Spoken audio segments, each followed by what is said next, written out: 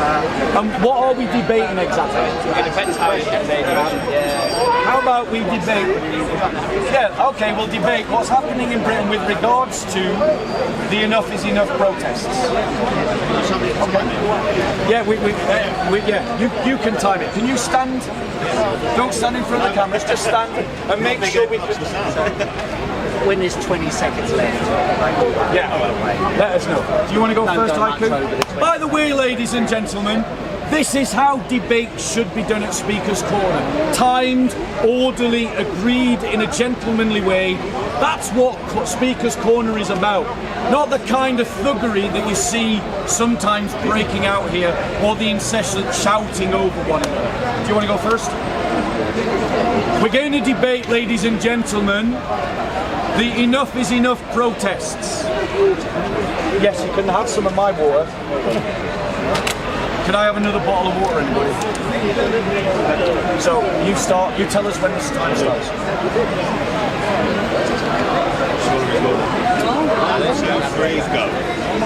So, as all of you know, Britain has been racked by riots and unrest over the last few weeks. And the discussion emerged after the killing of 3 kids in South Africa. And I know a lot of people who generally they came from the anti-lockdown movement and who now ended up supporting some of that unrest and arguing that there are people on boats coming into Britain and murdering or killing or committing crime or rapes or whatever. And the boat issue, enough is enough, stop the boats. That was the main slogan of the protesters and then of a section of those who rioted. And then it started out as something that was initially, like a few years back, there was the Sarah Everard vigil. And then after that, a conflict broke out. I participated in those events, and some people said, you initiated a riot on Clapham Common. And all I did was, I said, the conflict is not between men and women, but between all of us and the state apparatus imposing a dictatorship over the society. That's what I said. And for that, I was accused of instigating a riot in Clapham Common. So I didn't believe that it was about men versus women. But all the mainstream media said it was men versus women. Now, in the recent events, I had friends who were on the internet. They were saying, as soon as this killing took place, there was a subterranean view circulating on the internet claiming that the riots were due to a migrant who came on a boat who was almost certainly Muslim, who killed the children. Now, had it been a migrant who killed the children and who was Muslim, that would be a bad thing. But it would still, nevertheless, have nothing to do with Islam and nothing to do with migration. Nothing to do with either. It would be to do with that particular individual whose psychotic state led them to commit that barbaric killing. It turned out, however, that was a lie. And even though that was a lie, still the mood was escalated. By whom? By people like Andrew Tate, like Tommy Robinson, and yes, I looked at the tweets he was circulating.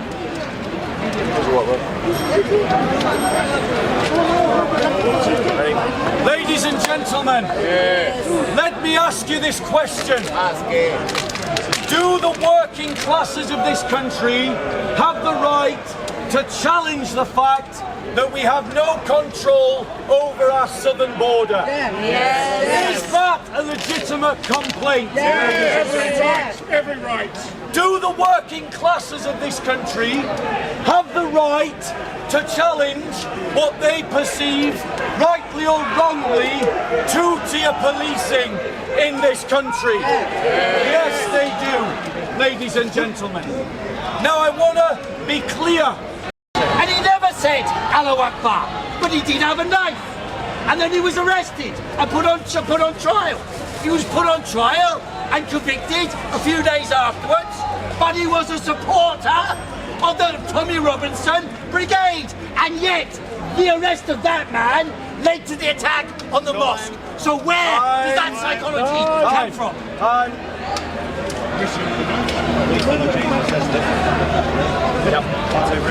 So, ladies and gentlemen, I in no way am going to be cornered into trying to defend violence or in trying to defend the villainization of Muslims. I agree with Heiko Koo on both of those points. So that's not the topic of debate, ladies and gentlemen. However, ladies and gentlemen, I want to thank Heiko Koo for pointing out that every year we are getting a town's worth of people illegally entering into our country. Thank you. Because that's a problem, ladies and gentlemen. And this goes to prove something. It goes to prove that all of those council estate people protesting against illegal immigration are not racists. Yes. Because they aren't protesting about millions of legal migrants. They're protesting against illegal migration. How can your first act in this country be that you break the law? How can that be how you start your life in the UK? How is that fair to my sister here, whom I love and is a Christian, who entered this country as a legal migrant? She deserves to be here because she did it the right way. Those that enter the country illegally do not have the right to be here. That is a legitimate complaint. And those of us that are against the 45,000 illegal migration per annum are protesting for the enforcement of existing laws. Ladies and gentlemen, why? Because it is our communities, not the Clapham and Islington lot, that are having to deal with the fact that our families are homeless and couch surfing. It is our families that can't get the appointments at the GPs and at the dentists. It is our families, ladies and gentlemen, that are being placed next to unvetted illegal migrants, a minority of whom turn into criminals and Islamists and then go on to commit crime in our communities, while the Clapham Islington lot don't suffer for the policies they're enforcing on us.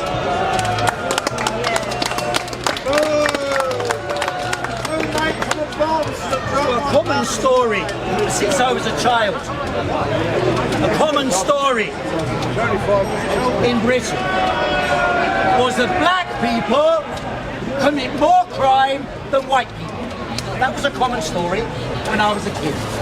The common story today, repeated by Bob, repeated by Tommy Robinson, is that migrants commit more crime than natives, right? But in actual fact, here's a Financial Times article. The headline being, the subheading being, immigrants commit crime at the same rate as natives. There is no evidence that immigrants commit more crime than natives. So, it's a myth. Why is the myth circulating? Why is it whipped up? Why is the fear whipped up? Yes, it is true that migrants who have come on boats have been put in areas which are poor and lack facilities. I'm not denying that. I'm a socialist. I advocate for better housing, better education, better health provision. And by the way, if you go to the NHS for health provision, there's a fair chance you'll be served, looked after by a migrant. Because of those 1.32 million people who arrive in Britain every year with legal visas, huge numbers of them are working in the NHS.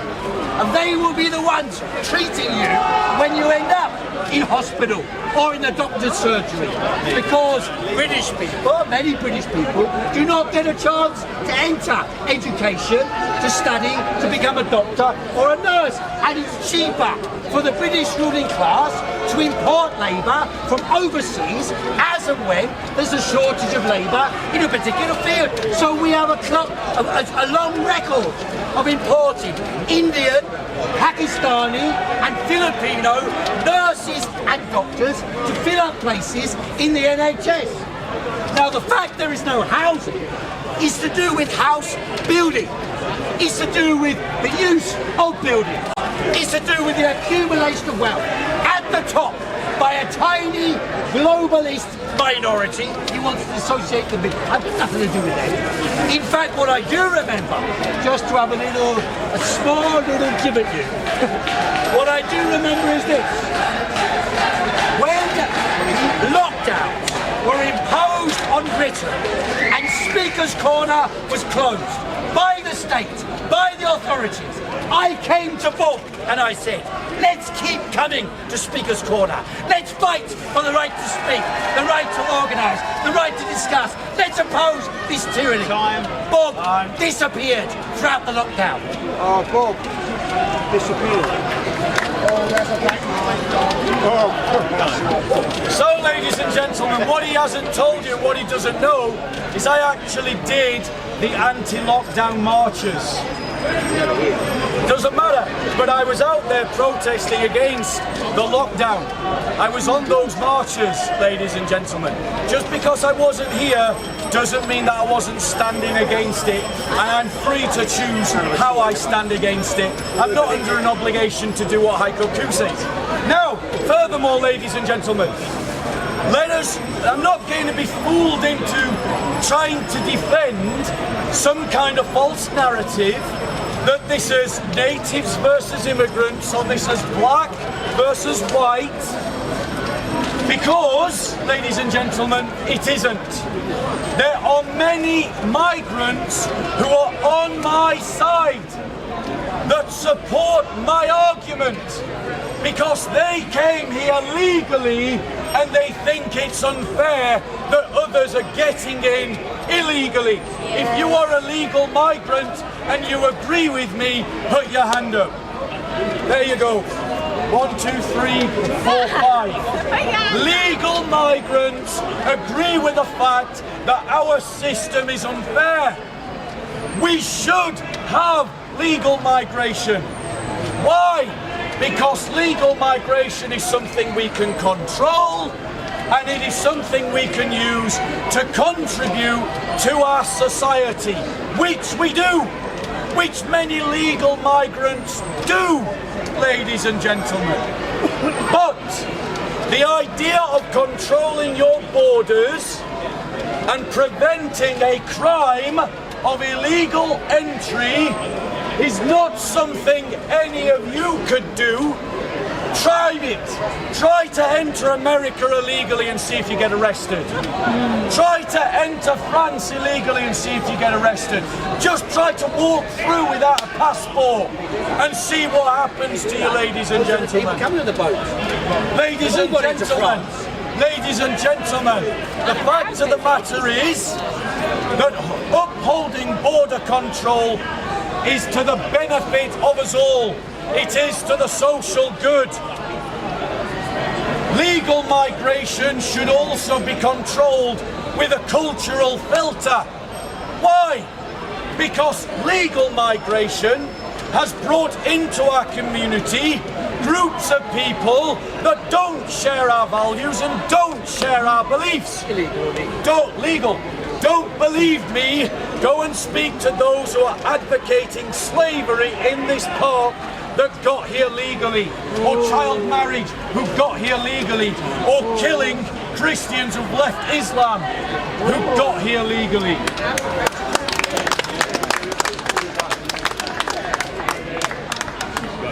So, firstly, like it or not,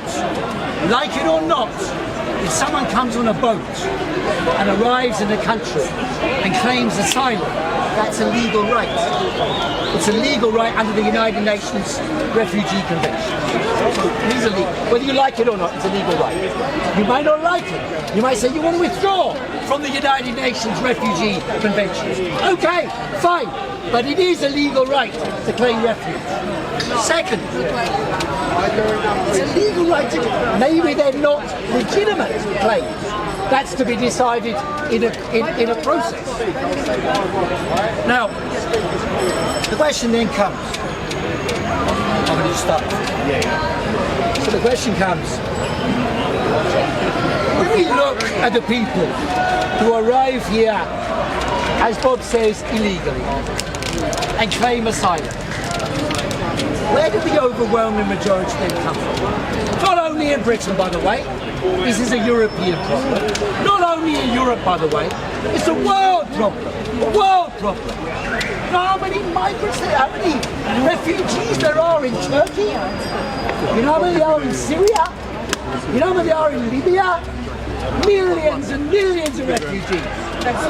Millions and millions. Ask yourself this. One sec. Millions and millions. What drove these millions and millions onto the move? Some for crime. Some are mobilised by crime gangs. Some are organised for prostitution and things like that.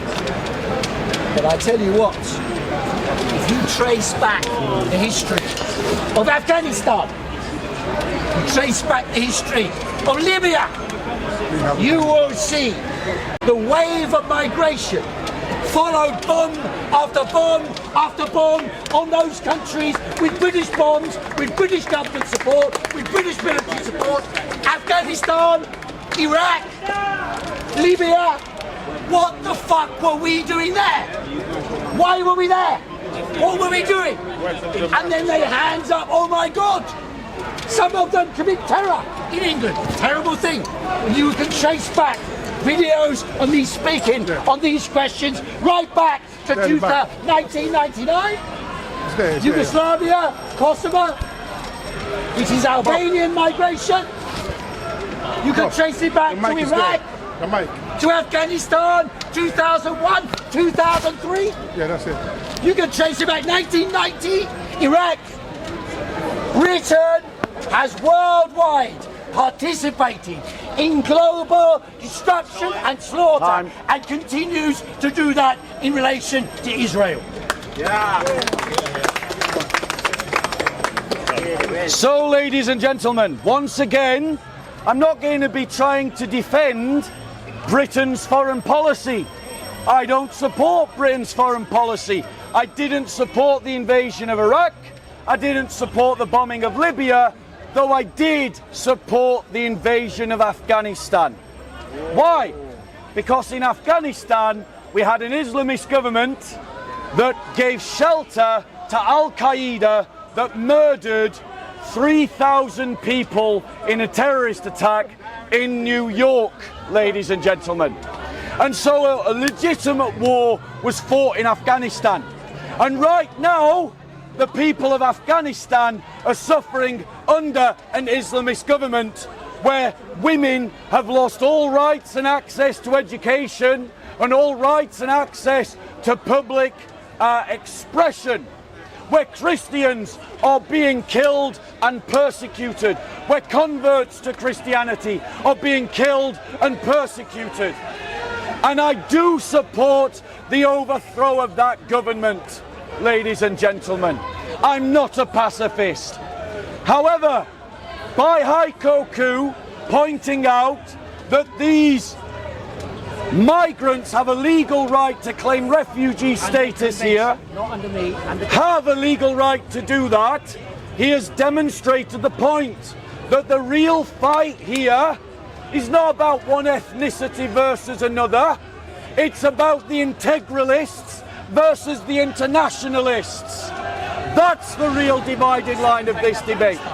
Ladies and gentlemen, he misrepresented the Human Rights Convention. You're supposed to claim refugee status in the first safe country you enter. The moment you leave that country and you carry on travelling, you're no longer a refugee.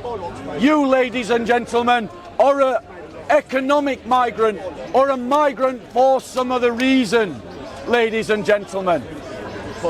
Ladies and gentlemen, the Human Rights Convention is not fit for purpose, and the state should withdraw from the European Court of Human Rights.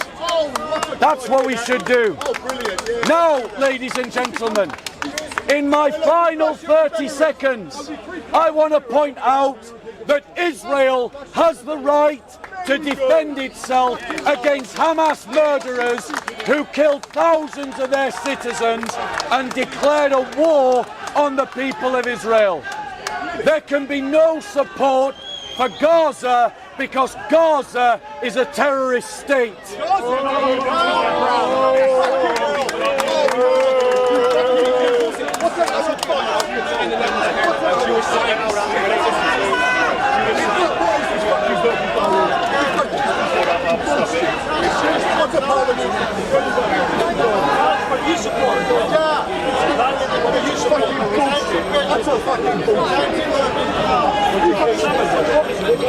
Argue with the person in front of you, not with something you want to invent.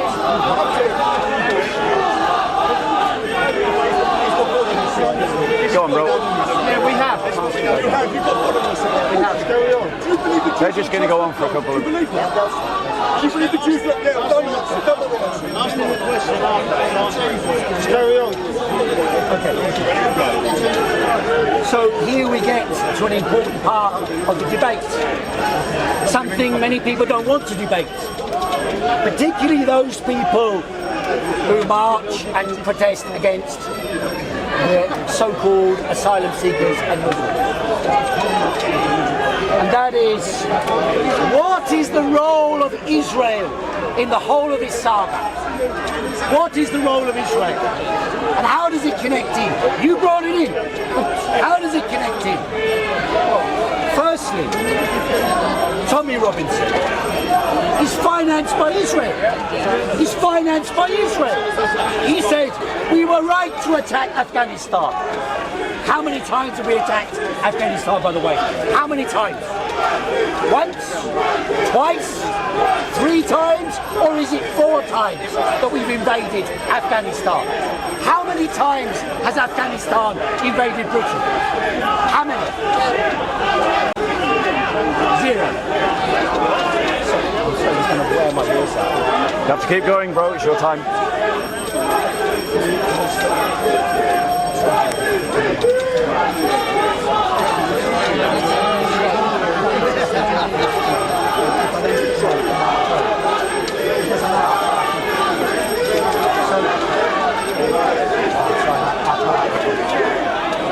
This is your time. Walking tour in the morning. I don't want to wear my voice. It's your time, bro.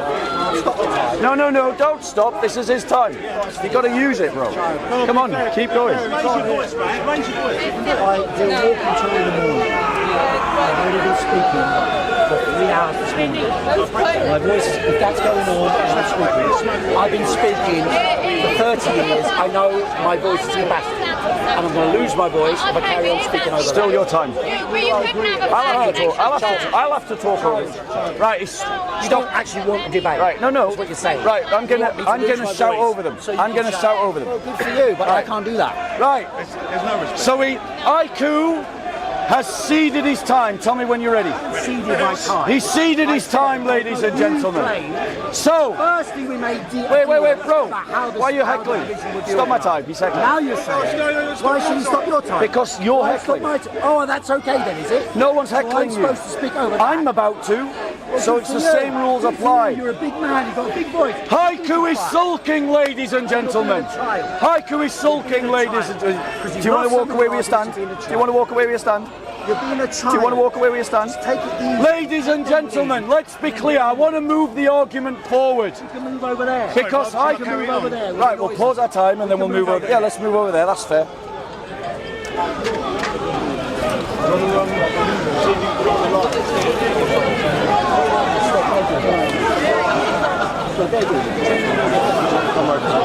Let's get out of the sun, Haiku.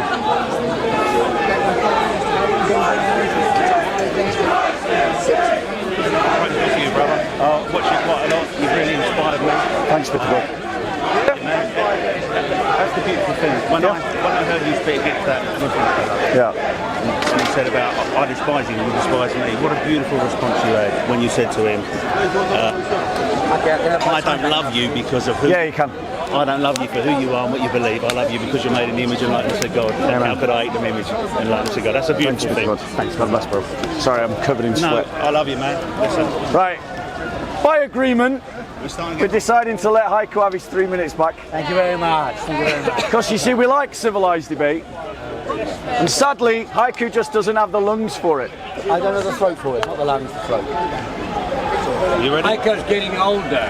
I'm 60 years of age, and I've been speaking here since 1985. I'm 82. 1980. Yeah, but you ain't up speaking, are you?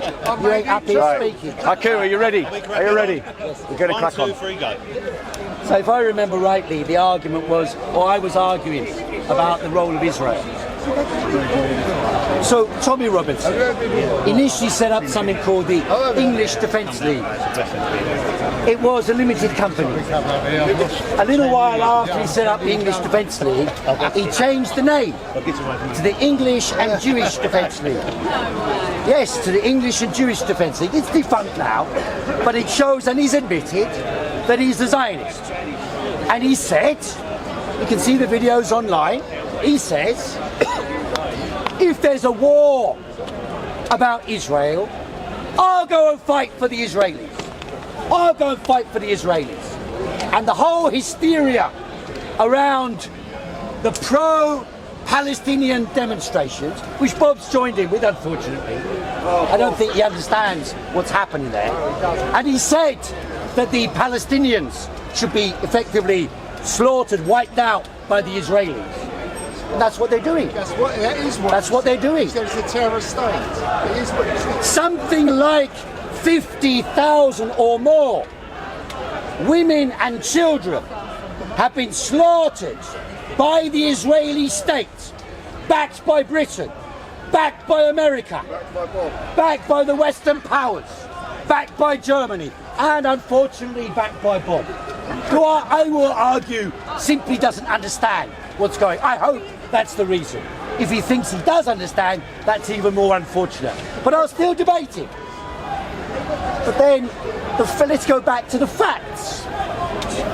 Southport riots and the rest of them began around false stories that Muslim immigrants from boats killed 3 children. A lie. Second, that a Muslim immigrant shouting Allahu Akbar had a knife near the scene of the vigil. That was a lie. It was a supporter of Tommy Robinson.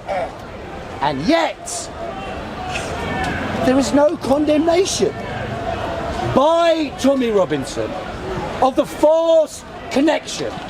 Instead of this, he doubled down. He doubled down, and I've seen the videos. I watched them one after another. Someone said he always looks like he's been on a bender the night before. Some other people said he always looks like he's taken too much cocaine. I don't know. But it's always like, these fucking Muslims come in a fucking country, raping their way around the fucking country. We're not going to fucking stand for it any fucking more. But I'm not advocating violence. Nah. No fucking violence. We're fucking peaceful. Time. We had Bob on the platform a few weeks back. We're fucking peaceful. So, ladies and gentlemen, I wondered how long the Jews would get blamed. How long did it take a George Galloway supporter to bring the Jews into the question. He mentioned about the state of Israel and about Palestine. What's that got to do with what's happening here? Nothing, ladies and gentlemen. It's got nothing to do with what's happening. There you go, he mentioned the Jews. Thank you very much. Now, ladies and gentlemen, I'll advance my argument because I want to progress the argument. I'm not interested in his side debate about defending Hamas terrorism. What I'm interested in is pointing out, ladies and gentlemen, that the working classes' other legitimate complaint is about two-tier policing. Let me give you some examples. We've had people arrested because they have given out false information. But has Nick Hoyles from Hope Not Hate been arrested when he gave out false information about a Muslim woman receiving an acid attack? Remember when Haiku went on the demonstration in Clapham about the, is it Sarah Everard? I don't want to get her name right. The murder of Sarah Everard, yeah. The murdered lady Sarah Everard. Murder and burning of a woman. Yes, a legitimate complaint, ladies and gentlemen. No doubt about it. But they argued that they were receiving maltreatment from the police. Why is it middle-class women from Clapham can talk about maltreatment from the police, but working-class lads can't complain about two-tier policing when 3 of their children have just been butchered? Why the double standards of the Clapham Islington elite, ladies and gentlemen? And if he continues to heckle me, I will heckle him, but he'll complain because my voice is louder. So make your choice, Haiku, whether you want me to heckle or not. Right. Furthermore, ladies and gentlemen, we all remember about the Black Lives Matter riots, when that statue was torn down, or when those assaults occurred upon the police, or when there was the attempt to burn the flag at the cenotaph, or when there was attempted murder outside of Waterloo Station. Did anyone remember Keir Starmer coming out and saying that these rioters must be met with the full force of the law? No. What did he do? He bent the knee. The working classes have the right to complain about two-tier policing because it exists, ladies and gentlemen, and no one should take away their right to raise their voice about an apartheid system. A good friend of mine asked me a few weeks back, or a couple of weeks back, is there two-tier policing in England? I said no, there's multi-tier policing. When there were lockdown protests, I was arrested 7 times. Were you arrested, Bob? I don't think so. 7 times I was arrested. He was arrested 14 times. They explicitly targeted me on those protests. They targeted me for defending the right to speak at Speaker's Corner, the right for the Muslims, the Christians, and anyone to speak at Speaker's Corner. There was a ferocious attack on the anti-lockdown protests, and yes, there was less of an attack on BLM. It's not a genuine grassroots movement. There are different policing tactics in different circumstances. What is really behind? Let me point out one thing that happened here at Speaker's Corner. Just before the second lockdown happened, I was speaking just about here, and the government were beginning to impose tighter and tighter restrictions. They said to us, we can only meet in groups of 6, and only 30 people are allowed in a larger group. And so I said, I went round to all the speakers, including Bob, and I said, well, what we'll do is, we'll say to everyone, you can be 6 people only, and keep a distance, and we'll continue speaking, and then we're not breaking the rules. Bob said, oh, I'll think about it, but he didn't do it. Okay, that's his right. 12. Then what happened was, as I was speaking, the weekend before the second lockdown, beginning of November 2020, a huge group of police marched into the park, about 60 or 70 of them, possibly 100, marched into the park, and in the middle of the group were about 50 people, and in the centre of those people was Tommy Robinson. And he came over there, where the Koran sign is there, and he handed over some chocolates to Hatoum Tash, And then I went over there and I spoke opposite Tommy Robinson, and I said, because we've had a little bit of history together, I said to him, why did you lie on television the previous time when your mates attacked me and physically assaulted me at Speaker's Corner after you had explicitly called Wandsworth and Tommy Robinson came into... I'll tell you more about that in a short while. 1, 2, 3, go. Ladies and gentlemen, I hope you're enjoying the debate. This is how it's meant to be done. But I want to thank Haiku for admitting my second point. So now we had 2 admissions from Haiku. Firstly, there is a problem of illegal migration to this country in the tens of thousands, town after town's worth every year. And secondly, there are 2-tier policing, multi-tier policing, as Haiku pointed out to you all. So in other words, the working classes who are protesting have a legitimate cause. Ladies and gentlemen, thank you so much, Haiku. I believe that the debate is coming to an end and you're losing. Now, ladies and gentlemen, let's be clear. Let's be clear. The working classes are being subject to different kinds of policing. As a Christian, I am committed biblically to the idea of equality under the law. It's taught in the Old Testament that foreigner and native should be treated the same under the law. So actually, ladies and gentlemen, as a Christian, I would argue for more rights for those who are legitimate refugees to this country. I would argue for more rights for those who are staying here on other kinds of visas than the liberal establishment does. Because as a principle, I believe in equality under the law. However, ladies and gentlemen, Haiku has not argued against the working classes who are arguing against 2-tier policing. One can only agree, therefore, that Haiku agrees with them, which means that we are both in agreement that the working classes have a legitimate cause for protest. I am not going to try to attempt or be fooled into defending violence. But since we're talking about violence and Tommy Robinson and Hatun Tash, let's just remind you what happened. Hatun Tash, who is a Christian and a convert from Islam, in this park, a Muslim attempted to kill her in a terrorist attack.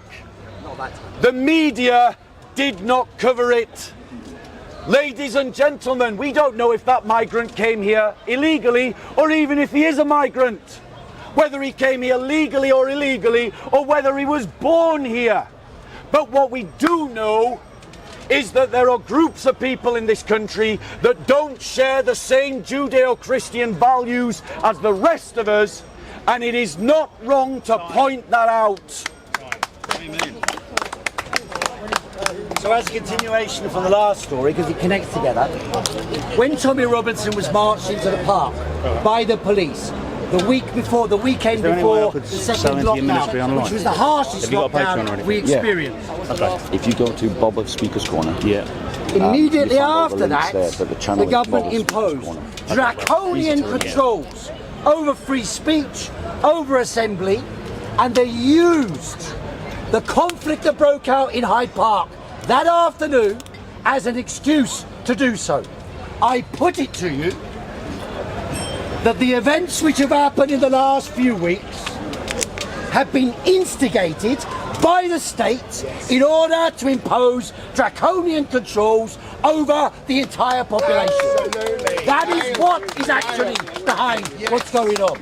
And by the way, they've been trying for months on end to portray the protests against genocide in Gaza as hate marches. Yes.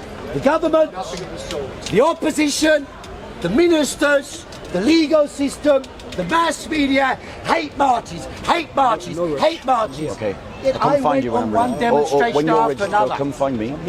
But when Not a I'm ready to go, single I'll bit come of find you. violence. Many Jews on the demonstration. Network. Many Yeah, Jews, we'll go shopping, honest have a coffee. Jews, There's loads of places. fighting against Zionism and the tyranny Bro, that is being don't imposed leave without- by the Zionists, Yeah, don't leave not without- only on the people of Palestine, but also outside of Israel. Don't forget, Jeremy Corbyn was once leader of the Labour Party.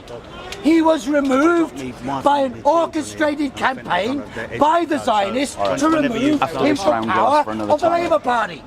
And in Britain, the reason why Stephen Yaxley Robinson Lennon. is supported to such a degree, and why was it possible for him, after the rally he held, where he pretended, oh my God, I'm so innocent, look at my video, and then he disappeared out of the border. And when he was arrested, he said, oh, I'm arrested under terrorism.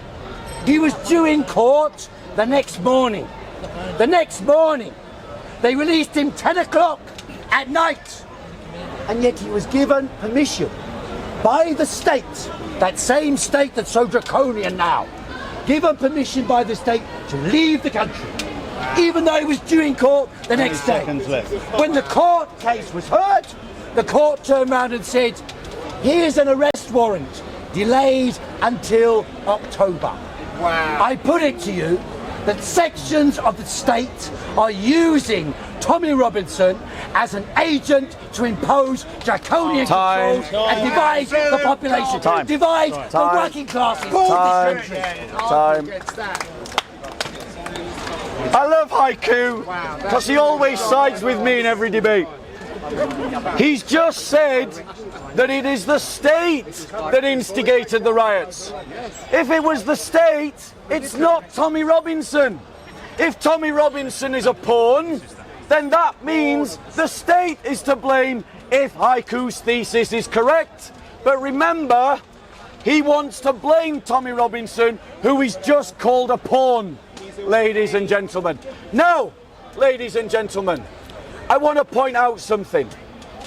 If Haiku can demonstrate to me, or if any of you can, or if anyone can, show to me where Tommy Robinson calls for violence, I will condemn Tommy Robinson and call for his arrest.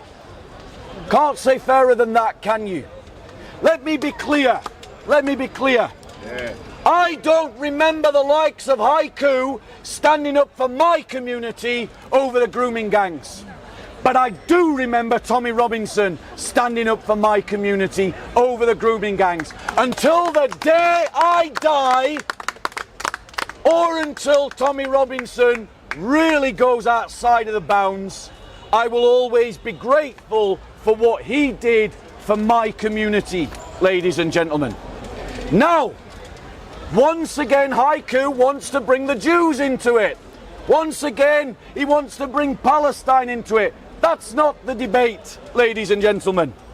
I want to advance the argument further, since we have established that uncontrolled immigration is a problem, since we have established that there is two-tier policing, and since we have established that Tommy Robinson is not responsible for the riots, I want to advance another argument. And that, ladies and gentlemen, is the fact, ladies and gentlemen, that the globalist agenda supported by Haiku is destructive to the cultures of the world. It is destructive to our culture that was built on Christianity, that was built on Christendom, that was built on biblical principles and upon the teachings of the church. Our culture, ladies and gentlemen, that gave us a sense of right and wrong. Let me ask you a question. Put your hand up. Are you against child marriage? Are you against slavery? Yes. Yeah, amen. Are you against killing apostates? Yes. Amen. Notice he didn't raise his hand once. Ladies and gentlemen, that is the problem of the globalist left, is that they have a blind spot to the dangers of Islamization. find a different timer, brother. Right, we need to find a different timer before you start. We need to find a different timer. This brother's got to go. I've got my family over there. Could someone time? Has anyone? Sorry, She's the queen of timing. Debating, let's not answer questions. go on, sister. You time. Brother, it's all right, have a little thing. 3 minutes I stink, but okay. That's all right. and at 20 seconds. Bless you, brother. I'll see you right, soon. God bless, bro. God bless, man. It's his phone. He's going. He's going. God bless you, my brother.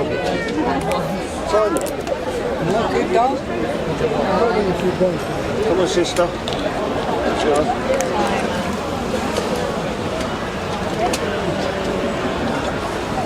Okay. So has Tommy Robinson opposed grooming gangs? Yes. Did he oppose the grooming, or better said, the paedophiles inside the EDL? No. Many of them were exposed. He didn't do anything about it. Nothing. Now, Bob complains about, is it Muslim grooming gangs, did you say? Yes. Muslim grooming gangs, right? Now, there are grooming gangs. In other words, the sexual exploitation of children, rape, whatever. Terrible thing. Muslim grooming gangs, is that organised by the imam, by the mosque, or is it just people who happen to be born, as many white people in Britain, as you say, from the Judeo-Christian tradition? Some people from Pakistan who abuse children and who are taking drugs, drinking. They're clearly not really Muslims. So you're just calling them Muslim because they happen to be Pakistani. So then I ask you this. If they are Muslim grooming gangs, according to that definition, what the fuck are the Catholics? Who in Ireland, in America, in Britain, the Catholic Church, over decades and centuries, sexually abused children systematically, year in, year out. Millions of children in Britain, millions of children in America, millions of children in Ireland. And by the way, I saw Tommy Robinson post a couple of days ago that the Iraqis are passing a law that you can get married at 9 years of age. A terrible thing, I agree, terrible thing. I posted underneath to help him along. I posted underneath, do you know it is legal in parts of the United States of America to get married to a 10-year-old? Did you know that? Did you know there are over 130,000 child marriages in America? The United States of America. Do you hear them talking about that? Do you hear Tommy going on about the rape of children in America? You do not. In other words, it is explicitly focused to whip up hatred against Muslims, the objective of which is to divide the working class one against another. He says he defends the working class. He does not. He wants to divide the working class on religious lines. That's the problem. Okay. You ready? Yeah. So, ladies and gentlemen, let me ask you, what sense does it make for working class people in England to protest about child marriages in America?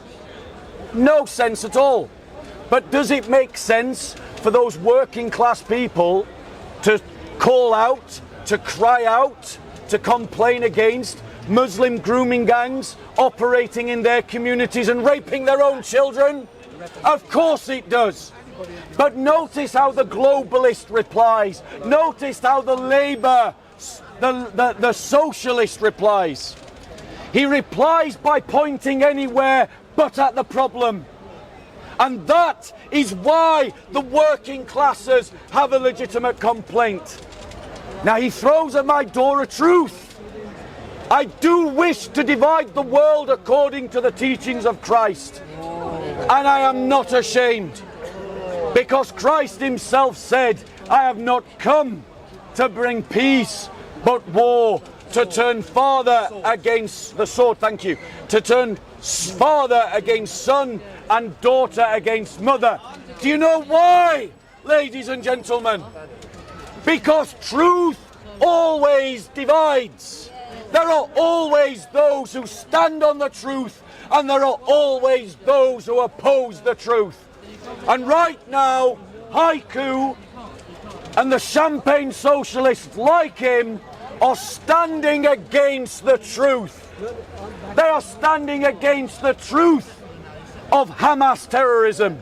They're standing against the truth of Muslim grooming gangs. They're standing against the truth of two-tier policing. They're standing against the truth of the oppression of the working classes economically, socially and politically.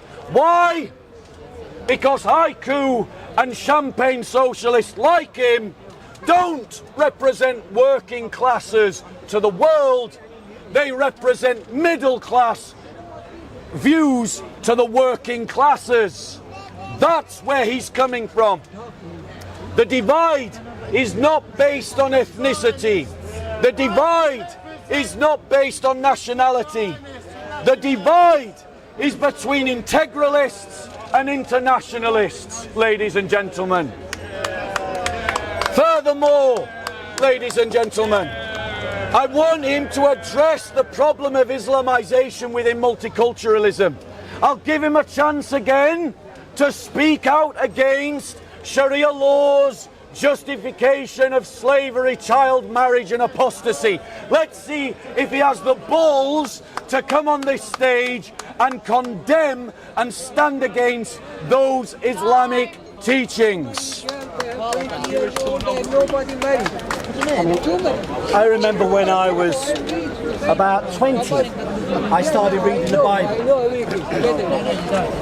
The Bible is full of paedophilia. Absolutely. Full of it. Absolutely. Full of it. Do you deny that?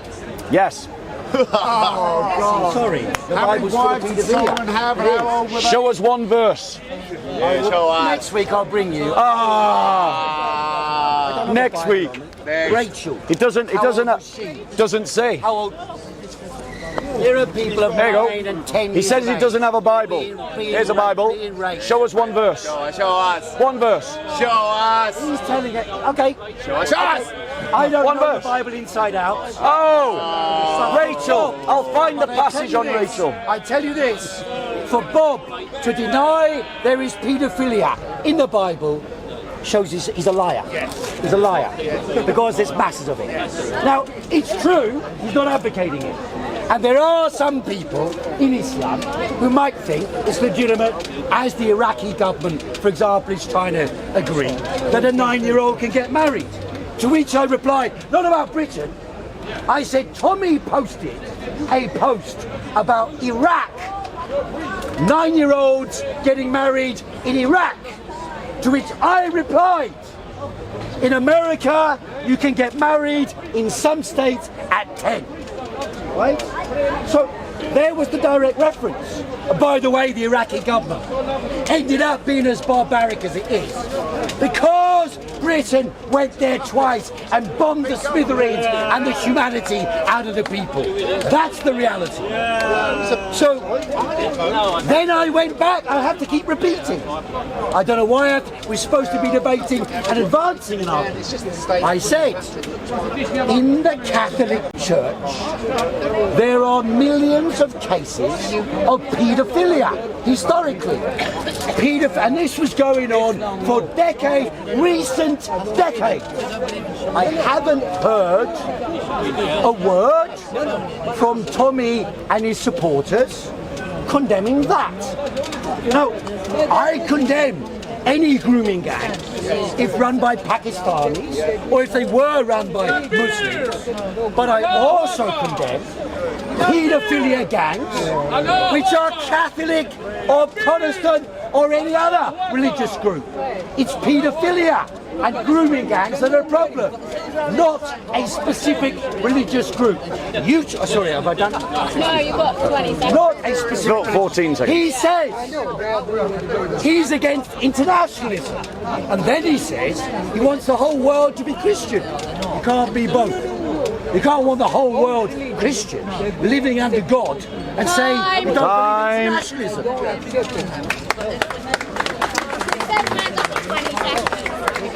So, ladies and gentlemen, I want to point out that no Catholic attempts to defend the paedophilia of the Catholic priests. Except the Pope. Nobody. Nobody. All the priests and And if you want to argue that they do, bring forth your evidence. Let me see them saying that paedophilia is okay. But I have documented evidence in this park of Muslim after Muslim defending sex with children. Why do they do it, ladies and gentlemen? Because their books teach that you can. Muhammad, the greatest example that has ever lived, according to the Muslim religion, married a child at 6 and had sex with her at 9. Now, ladies and gentlemen, Haiku has claimed that there's paedophilia in the Bible. Here's his chance to prove it. I want him to show me the verse that shows paedophilia in the Bible. Furthermore, ladies and gentlemen, let's be clear.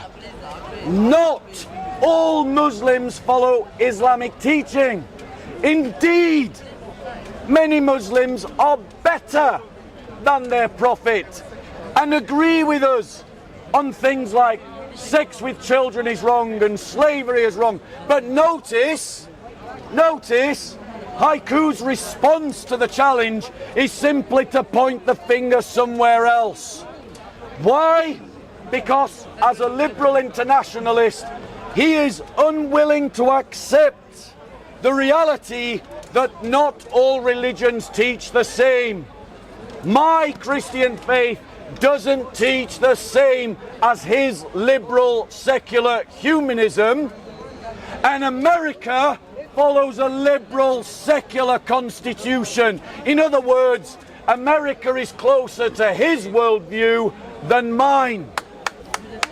He hasn't challenged the Islamic slave trade. Let me ask him, should we oppose basic Islamic practices like the taking and buying and selling of slaves? Is it time?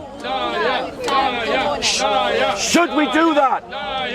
Because if he's not willing to come on this platform and say yes, then he is an apologist for such things. Now they say I'm lying. So why did Muhammad give a slave as a gift to his daughter Fatima? Why did Muhammad exchange one Arab slave for 2 black slaves? These are the realities of Muhammad's life, who is the best example.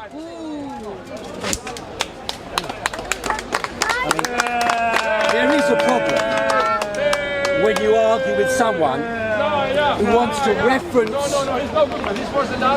crimes in relation to Allah, in relation to Muhammad.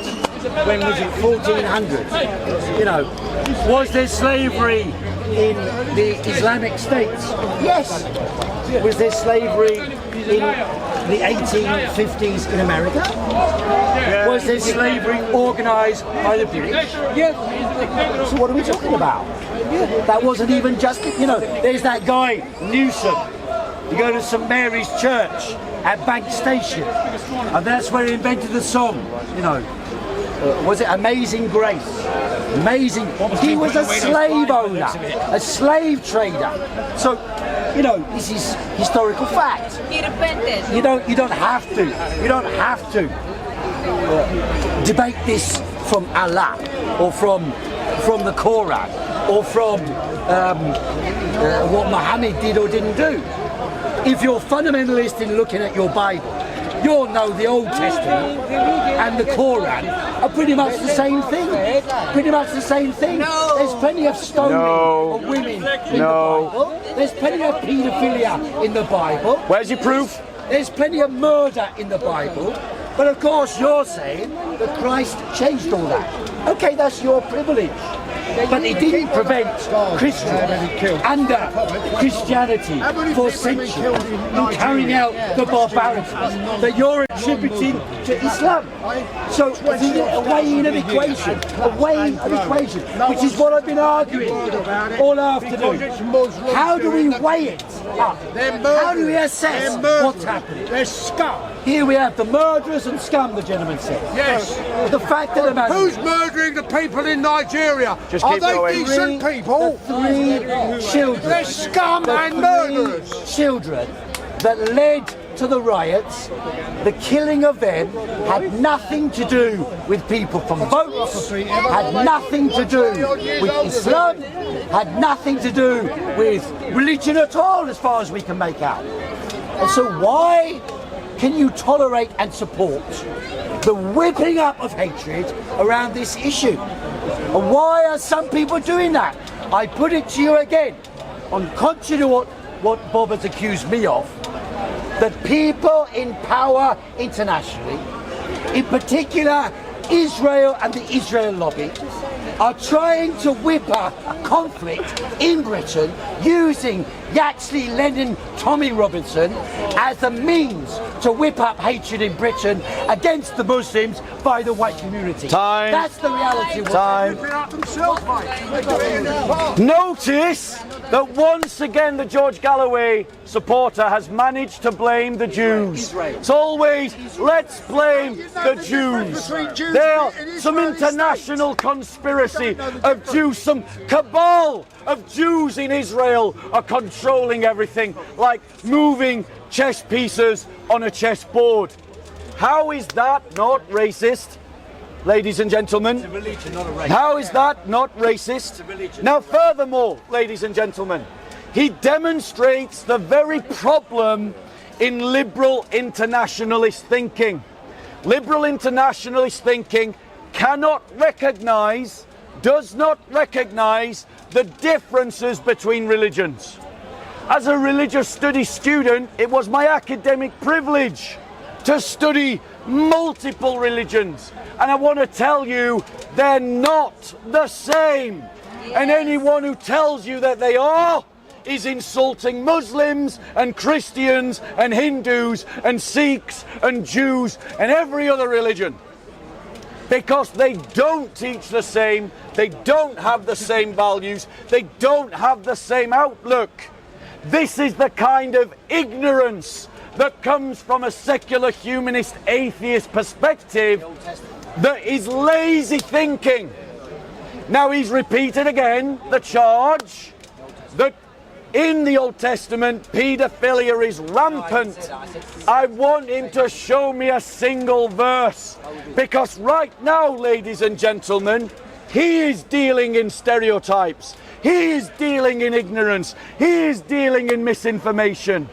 But when the left-wing internationalist does it, it's okay. And that is at the heart of the issue. When the Clapham do it, when the Clapham Islington group do it, everyone should fall in line with the narrative. But anyone coming from a council estate in Leeds, or in Rotherham, or in Sheffield, or in Lancaster, or in Manchester, no, you don't get a voice. You don't get to point out the dangers of Islamization, and if you do, you're a racist. But I think that encouraging and allowing more and more people who have values that are in support of slavery, child marriage, dhimmitude, which is a religious apartheid, apostasy laws, amongst many other things like smacking women, beating your wife, that has a detrimental effect on our society, and we don't need to tolerate it. It is right to speak out against it, and people like him make themselves the useful idiots of Islamists.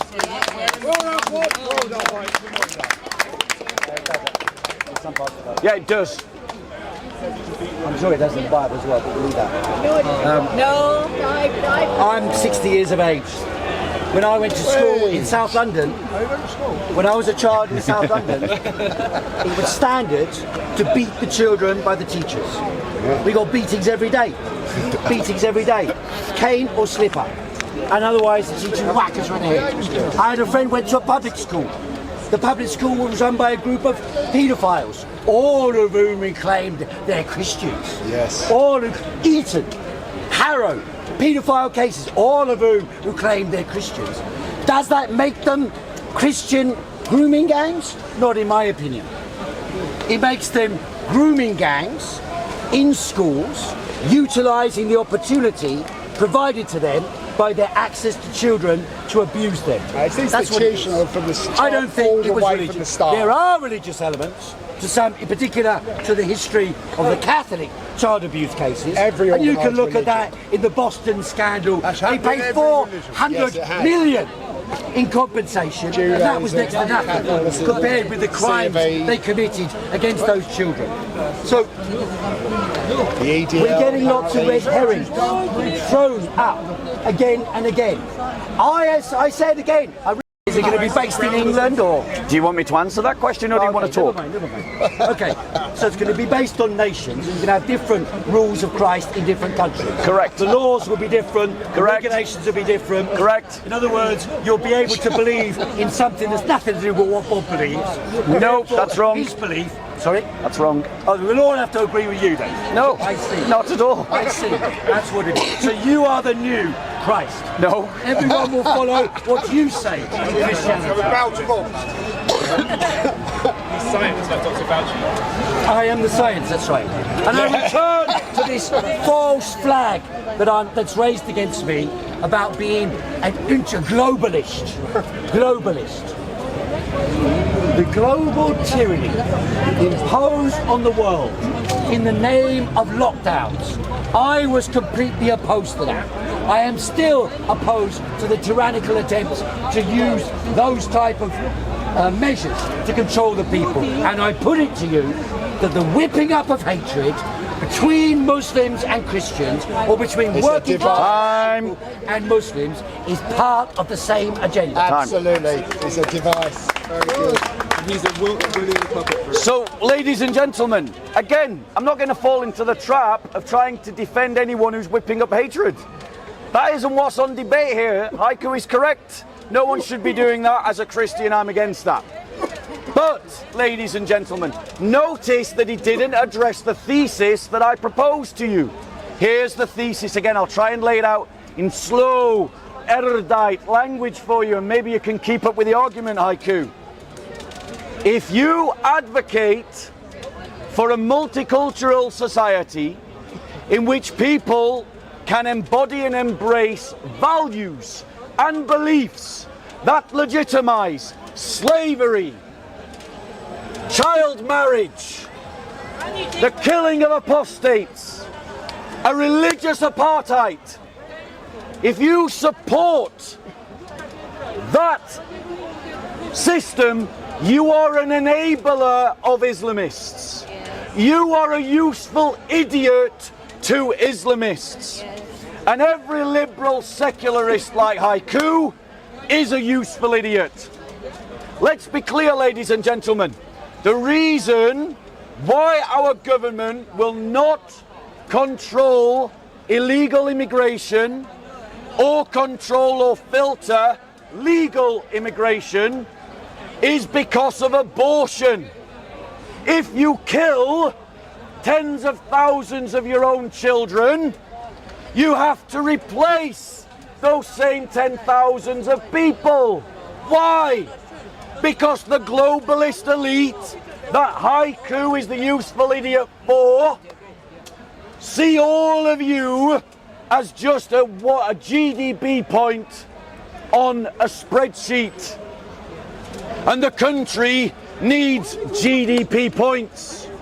And so they sell a lie to us that uncontrolled mass immigration and even legal mass immigration improves the economy.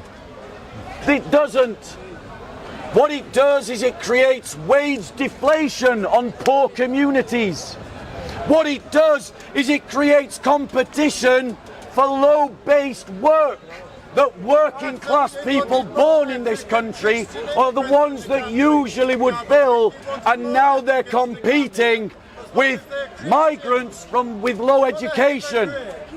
Ladies and gentlemen, the narrative that is being created by Haiku is a useful idiot's narrative for the very elites that he claims to be against, and leads to the very oppression of the working classes that he claims to be against. Do you want to keep going? How many more rounds? Thinking now. Well, I'm going to have to go in. Okay. Bear with us. Do one more. Yeah, let's do one more round. more each. Yeah, one more round. So, hang on, one more each, meaning what? Me? You started, so I'll finish. What? Did I? Yeah, you had the okay, first. you're right. Yeah, so I'll have the last. So is this the last one? Is this the last one? Each? Or do you want one more round and then the last one? Up to you, what time you've got. All right, let's do one more round and then the last one. So we got 2 each. So we've got 2 more speeches here. So I'm very pleased that Bob has now moved on to the question of what I would call the Labour theory of value. The Labour theory of value basically... Sorry, I want to listen to what he's saying. Sorry. Labour is mobilised by capital to suit their interests. That's why the wave of what you call migration at the Windrush, when they welcomed Enoch Powell, used to go out inviting people from the Caribbean to come to England to work. I've got here something funny that you raised this, because that's where we've gone to. This is an article from 1845 by Frederick Engels, and it's about Irish migration to Britain. I quote you, this is from The Condition of the Working Class in England, 1845. It has been calculated that more than 1 million have already immigrated, Irish to England. And not far from 50,000 come every year, nearly all of whom enter the industrial districts, especially the great cities. They form the lowest class of the population. There are in London 120,000, in Manchester 40,000, in Liverpool 34,000. These people, having grown up almost without civilization, accustomed from youth to every sort of privation, rough, intemperate and improvident, bring all their brutal habits with them amongst the class of the English population, which has, in truth, little inducement to cultivate education and morality. In other words, as we know, Tommy Robinson has an Irish passport. He's from Irish stock. He's an Irish-backed immigrant. He's an Irish-originated immigrant. So am I. Good. So stop condemning immigrants, because you are one. And you are one of these who are condemned as intemperate, immoral, uneducated, uncultured, as you are trying, and Tommy Robinson and co are trying to turn against all Muslims based upon a set of grooming gangs amongst a group of Pakistan, or mostly Pakistani grooming gangs, ignoring every other Catholic, Christian or other grooming gang, and folk or even EDL paedophiles, and turning instead against the Muslim working classes to divide the workers one against another to help the elite to control the world. What about ISIS? What about the ISIS? ISIS comes from Israel. Comes from Israel. They come from Israel. They're backed by Israel. There you go, ladies and gentlemen. Let's blame the Jews. ISIS is Israel's fault. It's all the Jews' fault in Israel. It's all their great cabal. This is conspiracy level thinking nonsense, ladies and gentlemen, and none of you should have any truck with it. Now I want to point out that Frederick Engels was a communist like him. And so Frederick Engels is agreeing with the point of Tommy Robinson, that uncontrolled migration impacts disproportionately the working man the most. It is not an illegitimate complaint. Now furthermore, Haiku is not a good listener, because I have said on multiple occasions that I support legal immigration. I just want the controls and the filters to be turned up. I support the idea of helping refugees. As a Christian, I can't have any other belief.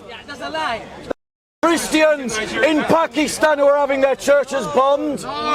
Did you hear Haiku stand up for the Christians of Syria who suffered a genocide under Islamists? No. Why?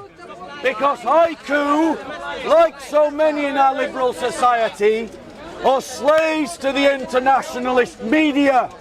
He can only see what the internationalist media tell him to see, and he is not equal in his condemnation or furore in standing up for persecuted Christians in every single Islamic country in the entire world without a single exception.